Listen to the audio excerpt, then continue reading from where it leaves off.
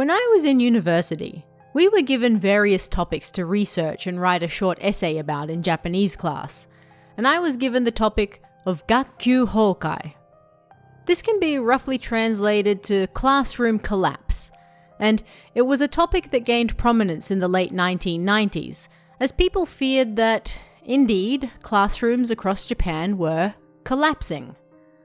In short, during this time period, during the late 90s and early 2000s, there was a real fear that children were getting too rowdy and uncontrollable at school. And this was generally a result of both troubles at home and being unable to adapt to rigorous school life. This generally started as early as the first grade, but if not addressed, could last all the way through to junior high school, and one of the lingering feelings this could leave in students was, well, a great distaste for adults and authority in general. If you've seen Japanese films from this period, then you've no doubt encountered this topic, even if it wasn't explicitly stated. Perhaps the most famous film that touches upon this is, of course, Battle Royale, where junior high students are sent to an island and forced to fight to the death as part of a horrific program designed to help keep children in line. And, in fact, several of the stars from this movie are also in the movie I'm here to talk about this week. So I recently picked up the J-Horror Rising Blu-ray set from Arrow Video, and as I was looking through it, I realized I hadn't yet seen one of the films in there. Persona, or Kamen Gakuen, Mask Academy, came out in 2000 and stars Fujiwara Tatsuya and Kuriyama Chiaki from Battle Royale, a film that came out shortly after this one, meaning both were relatively unknown while they were filming this one. The film opens with a high school student, Danda, rocking up to school with one of those creepy masks you often see in media from this era. Danda has spent much of his school life being bullied, and thus avoiding school in general. But with a mask covering his face, it's like he becomes a brand new person, and he finds the courage to return. He challenges those who bullied him, and seems to find power in his new anonymity, hiding his real face behind a literal mask. And it's not long before others catch on to his newfound confidence, and the freedom to basically be whoever you want to be while you have that mask on.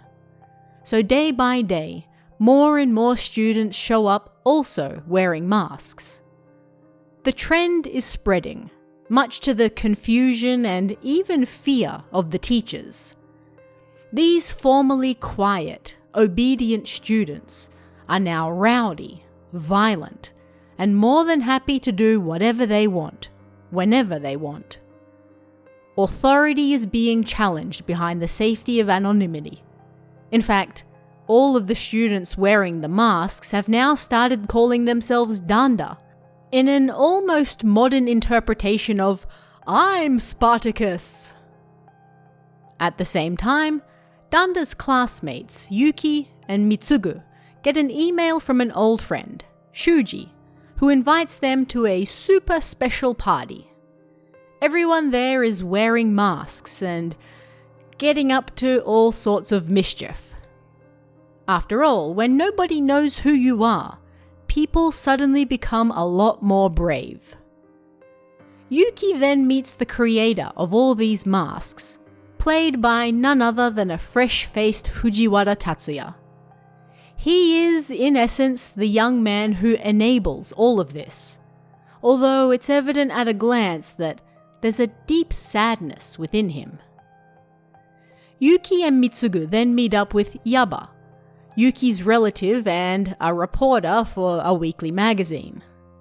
They want to get to the bottom of this weird mask trend that's taking over the school. And perhaps not coincidentally, there's an advert on TV talking about famous designer Ken Daimon. His first collection in 3 years is based on, you guessed it, masks. Yaba complains that he's just taking advantage of what the kids are doing. But alongside the main star of his collection, Hiroko, Yuki and Mitsugu notice a familiar face. The man in the mask beside her looks just like the mask maker they saw earlier. "The world need mask," the tagline tells us, which just about sums up the plot of the movie. The plot thickens when the news reports that Shuji supposedly jumped from the school roof when a teacher forced him to take his mask off, inflaming the situation between the students and authority figures even more. Yuki doesn't think that alone would have made him jump though. Something else is at work here, but what?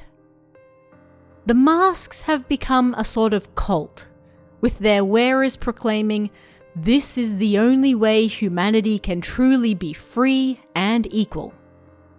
Someone going by the name of D seems to be behind all of this as well, and the letter keeps coming up over and over. Who is D? What does he or she want? Who killed Shuji? What's really going on with this designer and his model, who also seems to be at the heart of this mask cult running amok in schools? And who is the mask maker? And what does he really want? And so, the movie pushes us into the mystery of the growing mask cult, the mask maker Dojima and his desires, the designer and his head model Hiroko and their desires, people seemingly murdering the models wearing masks, people wearing masks fighting with those not wearing masks, and Yuki and Mitsugu trying to unravel all of it. It's rather complex, and might even be more than a little confusing on first viewing. I won't explain the whole story or go into too many spoilers because you really should watch it for yourself. I find it interesting though that this was included in the J-Horror collection, because I struggle to call it a horror. Yes, horror can be many things, and there certainly are early J-Horror elements in here, such as the framing of characters, the visuals, and so on. But at its heart, this film is a mystery, a detective story. The students are literally working with a reporter to uncover a crime, and there's nothing supernatural at work. It's all human, but hey, they do say that humans are the scariest things of all. If you're watching the film to see Kuriyama Chiaki in an early role, well, she doesn't show up until the halfway mark, and it's also around this point that the film dramatically shifts tone and leans more heavily into the detective aspects of the story. Of course, the mask maker, the designer, the model behind the mask, and Chiaki's character are all closely tied together, but those ties aren't revealed until the mystery is finally solved right at the end. But at its heart, this is a film about identity. What makes you, you? Are we all just wearing a mask in our daily lives to hide who we really are?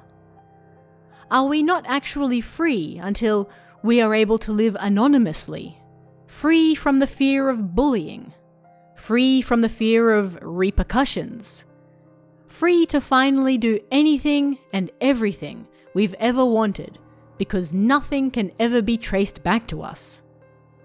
Can the weakest of us become the strongest with that one simple change? Or does it take more courage to stand loud and proud as who you truly are, for all to see and all to judge? This story actually started life as a novel by Soda Osamu that was released in 1999, not too long before the movie was made. You can find an interview with director Komatsu Takashi on the Blu-ray, where he talks about how he was approached to make the film and how even he felt it wasn't really horror.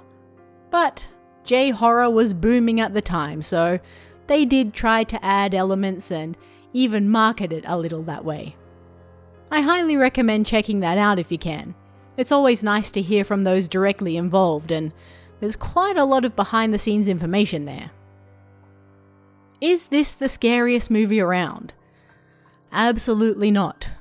Again, I find it hard to even call this horror to begin with. If anything, it's adjacent. Maybe. But it's mostly a detective story, so I guess more mystery/thriller than anything else. The story is also quite complex with lots of moving parts, so you'll have to pay close attention while you're watching or it's easy to get lost. Especially towards the end as the twist comes into play and everything regarding Danda, the mysterious D, the mask maker, the model, etc. finally comes together. Is this one of the best films I've ever seen? Not really. Is it scary? Absolutely not. But is it worth a watch? Most definitely. In fact, it might even be worth at least 2, so you can watch it that second time understanding what's going on and see it all come together in real time. It's definitely an interesting film. You have to give it that. But what did you guys think of this one? Have you seen Persona yourself? If so, let me know what you thought of it in the comments below. And I'll see you again next time.